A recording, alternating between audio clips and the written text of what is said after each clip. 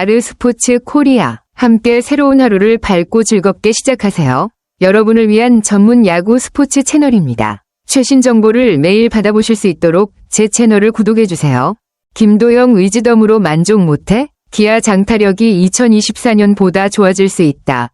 27세 개방적인 포수가 키다. 홍세환 타격 코치의 말처럼 기아 타이거즈의 팀 타율이 2년 연속 3할을 기록하는 것은 현실적으로 어려울 수 있습니다. 여러 요인들이 작용할 수 있기 때문인데, 예를 들어 시즌 중 부상이나 상대팀의 전략 변화, 선수 개개인의 페이스 변화 등이 그 요인들입니다. 그러나 타격 코치가 말한 것처럼 2024 시즌에도 여전히 팀의 타격력은 강력할 것으로 예상되므로 타격에서의 고른 성과를 유지하면서도 적절한 대응을 한다면 여전히 강력한 팀이 될 가능성이 높습니다. 타자들 개개인의 기량이나 감독의 전략 등도 중요한 변수이긴 하지만 기아가 리그에서 좋은 성적을 낼 수 있을지 지켜보는 것이 기대되네요. 맞아요. 2000년 이후에 팀 타율 3할을 기록한 팀은 굉장히 드물었고 그만큼 해당 시즌들은 정말 특별한 시즌들이었습니다. 특히 2014에서 2015년 삼성 라이온즈는 타선에서 독보적인 파괴력을 보여준 시기로 그 당시 타자들의 집중력과 공격력이 대단했죠. 삼성 왕조 중에서도 그 시기에 타선이 가장 강했다고 평가받는 이유는 그만큼 모든 타자들이 고르게 활약하면서 팀 전체의 타격이 폭발적인 힘을 발휘했기 때문입니다. 2014년 삼성은 팀 타율 0.301로 리그 1위를 기록하면서도 팀 장타율이 0.459에 달했으니 정말 압도적인 공격력을 자랑했죠. 그해 삼성의 타선은 홈런을 치면서도 꾸준히 타율을 유지했기 때문에 미쳤다는 말이 절로 나올 정도였습니다. 이와 비슷한 강력한 타선이 기아 타이거즈에서 최근에 다시 나타나고 있다는 점에서 팬들의 기대감이 클 수밖에 없겠네요. 기아가 2017년에 기록한 팀 타율 0.302는 정말 인상적이었지만 2018년에는 0.295로 떨어지며 3할을 유지하지 못한 점을 고려할 때 2년 연속 3할 타율을 기록하는 것은 확실히 쉽지 않은 일입니다. KBO 리그 투수들의 수준이 상향 조정되고 있는 것도 한 원인일 수 있죠. 또한 시즌을 거듭하면서 각 팀들의 전략이 변하고 상대 투수들의 분석도 더 철저히 이루어지기 때문에 타자들이 일정 수준 이상의 타율을 유지하는 것이 점점 더 어려워지는 측면도 있습니다. 홍세환 타격 코치가 언급한 대로 타율을 넘어선 다른 지표들, 즉 장타율과 출루율을 강화하는 것이 중요한 전략이 될 것입니다. 장타율이 높으면 더 적은 타수로도 점수를 뽑을 수 있고 출루율이 높으면 주자의 수가 늘어나면서 공격의 기회를 더 많이 만들 수 있기 때문에 팀 공격력에서 중요한 역할을 하죠. 기아가 팀 타율이 다소 떨어질 가능성이 있다면 그만큼 장타와 출루에서 더 강력한 성과를 만들어내는 것이 필수적일 것입니다. 또한 팀의 리더나 핵심 타자들의 안정적인 출루 능력과 장타 생산이 팀 전체 성적을 좌우할 가능성이 큽니다. 홍세환 코치가 이 부분을 강조한 이유도 바로 그 점이겠죠. 타선이 다소 평균 이하로 떨어지더라도 장타와 출루에서 더 높은 성과를 낸다면 충분히 리그 최강의 공격력을 유지할 수 있을 것입니다. 기아의 올 시즌 타선에 대한 기대감이 여전히 크네요. 패트릭 위즈덤의 영입은 기아 타이거즈에 확실히 흥미로운 변화를 가져올 것 같습니다. 메이저리그에서 88홈런을 기록한 경험을 가진 선수가 KBO에 합류하면 그 파워와 장타 능력은 기대할 만한 부분이죠. 하지만 말씀하신 대로 위즈덤은 전형적인 공갈포 타입으로 타율보다는 장타에 의존하는 스타일입니다. KBO 리그의 투수들은 대부분 공이 느리고 변화구의 속도가 상대적으로 더 다양하게 사용되므로 위즈덤도 그에 맞춰 적응하는 과정이 필요할 것입니다.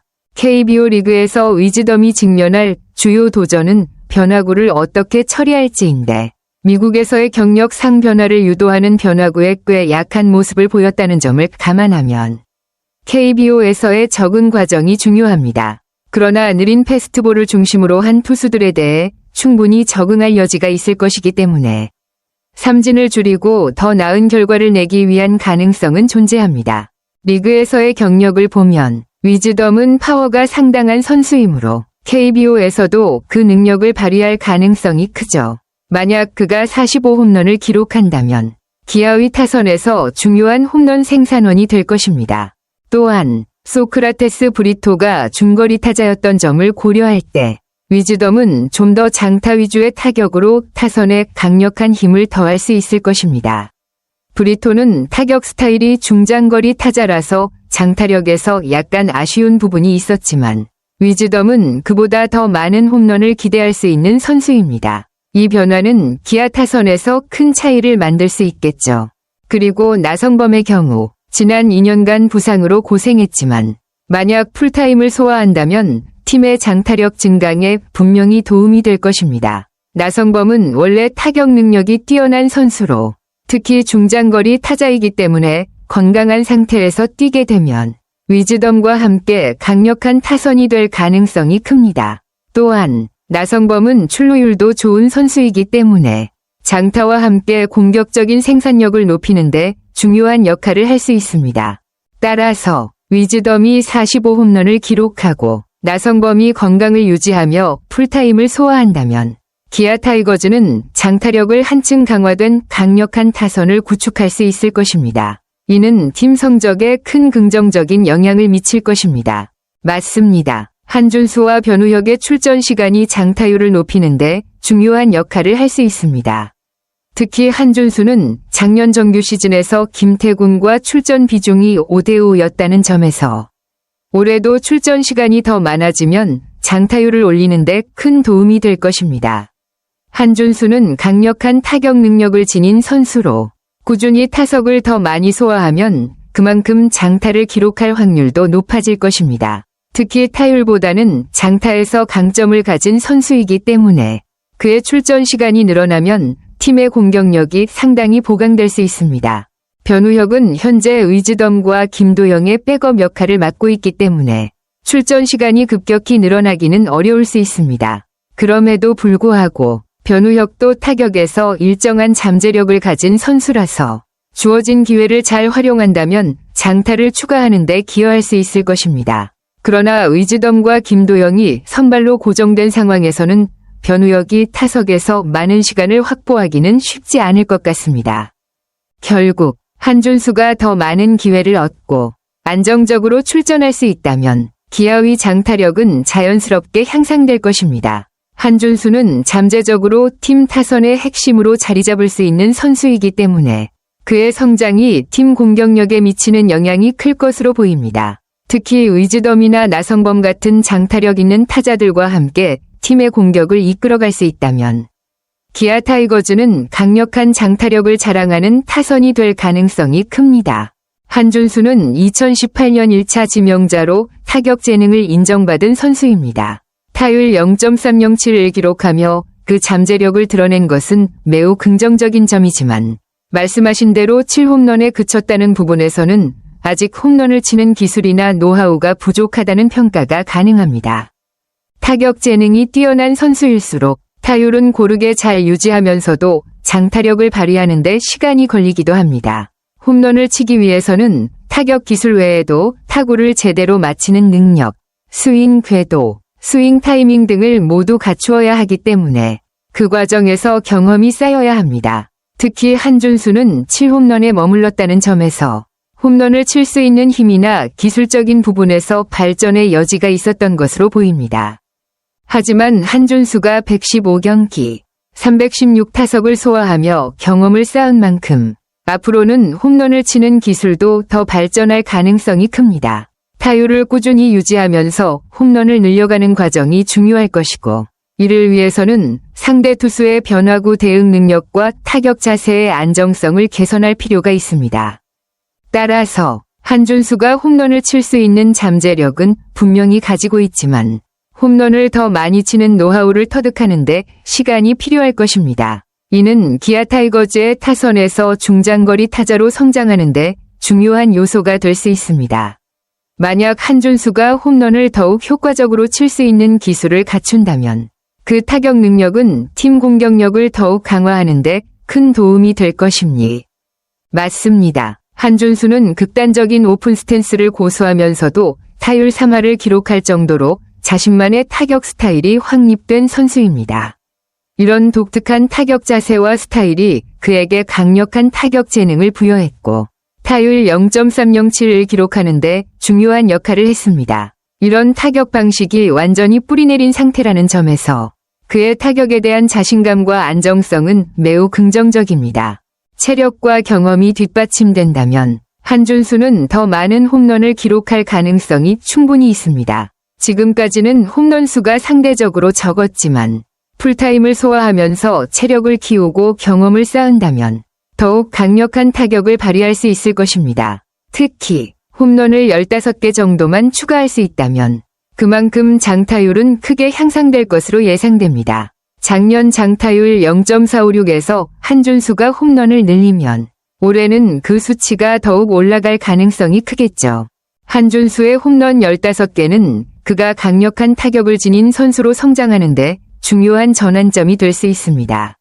이를 통해 장타력이 개선되고 그가 타선에서 큰 역할을 할 수 있는 기회가 많아질 것입니다. 그의 장타력이 늘어나면 기아 타이거즈의 전체 타선도 더욱 폭발적이고 다채로운 공격력을 자랑할 수 있을 것입니다. 결론적으로 한준수는 이미 타율에서 강점을 보여준 선수이므로 앞으로 홈런 수치를 늘려가면서 장타율까지 개선한다면 기아의 타선에서 중요한 핵심 타자로 자리 잡을 가능성이 높습니다. 정확히 말씀하신 대로 과거 SK 와이번스, 삼성 라이온즈, 두산 베어스 등 왕조팀들도 항상 타선의 생산력이 뛰어났던 것만은 아니었습니다. 특히 박왕조가 절정에 달했던 시기에도 타선에서 우여곡절이 있었고 그때마다 다양한 방식으로 보완하면서 왕조를 유지할 수 있었습니다. 타선의 우여곡절과 보완, 각 팀은 타선이 약할 때 혹은 주요 타자의 부진 등 어려움을 겪은 적이 많았습니다. 하지만 그런 시기마다 다양한 대응책을 마련해 팀을 다시 일으켰습니다. 예를 들어 SK 와이번스는 강력한 투수진에 비해 타선이 흔들릴 때가 있었지만 김강민, 최정 등의 핵심 타자가 성장하면서 균형을 맞췄습니다. 또한 타율보다는 출루율이나 장타를 활용하는 방식으로 생산력을 보강했죠. 삼성 라이온즈는 타선의 파괴력이 때로는 부족했던 시기도 있었지만 그럴 때마다 젊은 타자들이 새롭게 등장하며 공격력을 보완했습니다. 이승엽, 박한희, 조동찬 등이 경험을 바탕으로 타선의 중심을 잡아주었고 그 덕분에 팀 타선의 균형을 맞췄습니다. 두산 베어스는 예전부터 균형 잡힌 타선으로 유명했지만 그 역시 주요 타자들의 부진과 같은 어려움이 있었죠. 그러나 외국인 타자, 젊은 타자들의 돌발 성장 등 다양한 요소가 맞아떨어지며 상호 보완적인 타선 운영을 성공적으로 이어갔습니다. 타격의 다양한 측면 보완, 이들 왕조팀은 에버리지, 출루율, 장타 등을 상호 보완하면서 전체 타선의 생산력을 끌어올렸습니다. 에버리지가 부족하면 출루율을 높여 기회를 늘리고 출루율이 떨어지면 장타력으로 한 방을 노리며 상황에 맞춰 팀 전략을 조정한 것이죠. 예를 들어 삼성은 고비 때 외국인 타자들의 홈런을 통해 타선이 흔들릴 때도 극복할 수 있었습니다. 또한 타격의 재능이 뛰어난 새로운 선수들이 등장하면서 전통적인 중심 타자들이 부진한 상황을 보완할 수 있었습니다. 예를 들어 두산은 외국인 타자뿐만 아니라 오재일, 박건우 같은 중심 타자가 떠오르며 팀 타선의 균형을 이끌어갔습니다. 왕조 유지의 핵심, 타선의 생산력은 단기적인 성적에 영향을 미치기도 하지만 왕조를 유지하는 데 필수적인 요소는 팀 전체의 공격력이 얼마나 다양하게 보완될 수 있느냐에 달려 있습니다. 한 명의 스타가 부진해도 전체 타선에서 보완할 수 있는 선수들이 있기 때문에 장기적으로 좋은 성적을 유지할 수 있습니다. 기아 타이거즈도 타선의 불균형이 있더라도 장타력, 출루율, 타율 등에서 균형을 맞추고 새로운 타자의 출현이나 기존 타자의 성장을 통해 타선의 생산력을 끌어올릴 수 있는 가능성이 높습니다. 과거 왕조팀들이 그랬듯이 기아도 팀 전체의 조화로운 공격력을 통해 리그에서 경쟁력을 유지할 수 있을 것입니다. 올해 기아 타이거즈는 충분히 V13 13번째 우승 행보를 이어갈 수 있는 강력한 팀으로 예상됩니다. 물론 작년 장타율 0.459는 2017년 통합 우승 당시 0.469보다 약간 떨어진 수치였지만 여전히 리그 상위권에 위치한 장타력을 자랑했기 때문에 큰 문제가 되지 않았습니다. 만약 올해 장타력이 더 상승한다면 이는 기아가 타격력에서 우위를 점할 수 있는 중요한 요소가 될 것입니다. 장타력의 향상 가능성. 작년 장타율 0.459는 2017년 우승 시즌의 0.469보다 낮지만 여전히 매우 강력한 수치입니다. 올해는 의지덤이 45홈런을 목표로 하고 있으며 나성범도 건강을 회복하고 풀타임을 소화한다면 장타력이 한층 강화될 가능성이 큽니다. 또한 한준수와 같은 선수가 성장한다면 전체 타선의 장타력을 높일 수 있습니다. 그만큼 장타력이 상승하면 기아의 공격력은 더욱 폭발적이 될 것입니다. 한준수의 중요성. 한준수는 올해 기아 타선에서 중요한 열쇠를 쥐고 있는 선수입니다. 그가 풀타임을 소화하면서 홈런을 추가하는 데 성공하면 장타력이 급격히 향상할 가능성이 큽니다. 앞서 언급한 대로 타율 0.307을 기록했음에도 불구하고 7홈런에 그친 점을 보면 한준수는 홈런을 치는 기술을 더 발전시킬 여지가 충분합니다. 만약 15홈런 정도를 기록한다면 장타율 0.459에서 더 높은 수치를 기록할 수 있을 것입니다. 이는 기아의 타선 생산력을 크게 강화하는 데 기여할 것입니다. 몇 연속 3할 타율 실패의 의미. 2년 연속 3할 타율 달성 실패가 아쉬운 부분일 수 있지만 사실 타율 3할보다 더 중요한 것은 장타력입니다. 기아가 타율에 집중하기보다는 장타와 출루에서의 강력한 성과를 내면 팀 전체의 타격력은 유지되며 결과적으로 우승을 노릴 수 있습니다. 타율이 다소 떨어져도 장타가 지속적으로 생산된다면 기아는 충분히 경쟁력을 유지할 수 있습니다. 장타력이 타선의 핵심이 되는 시대이기 때문에 기아는 이 부분에서 큰 장점을 가질 수 있습니다. 행보를 위한 조건. V13을 향한 기아의 행보에서 중요한 요소는 타선의 다채로움과 균형 잡힌 공격력입니다. 기아 타이거즈는 의지덤과 나성범, 한준수, 그리고 중장거리 타자들이 조화를 이루면서 출루율과 장타율을 동시에 충족하는 타선을 구축할 수 있습니다. 한준수와 같은 선수들이 홈런을 늘리고 더 많은 타석을 소화한다면 팀의 장타력은 더욱 강화되며 이는 기아 타이거즈의 우승 경쟁력을 높이는 중요한 요소가 될 것입니다. 결국 한준수는 기아의 V13 행보에서 중요한 핵심 선수가 될 수 있으며 장타력 향상이 기아의 공격력을 한층 강력하게 만들 가능성이 큽니다. 이를 통해 기아는 2017년 통합 우승 시즌을 넘어서는 성과를 낼 수도 있을 것입니다. 아르스포츠 코리아 여러분과 함께 해주셔서 감사합니다. 여러분을 서비스할 수 있어 정말 행운이었습니다. 헤어지기 전에 여러분께 많은 감사를 드리며 즐겁고 성공적인 일들만 가득하길 바랍니다. 더 나은 서비스를 제공할 수 있도록 피드백을 부탁드립니다. 다음 소식에서 뵙겠습니다.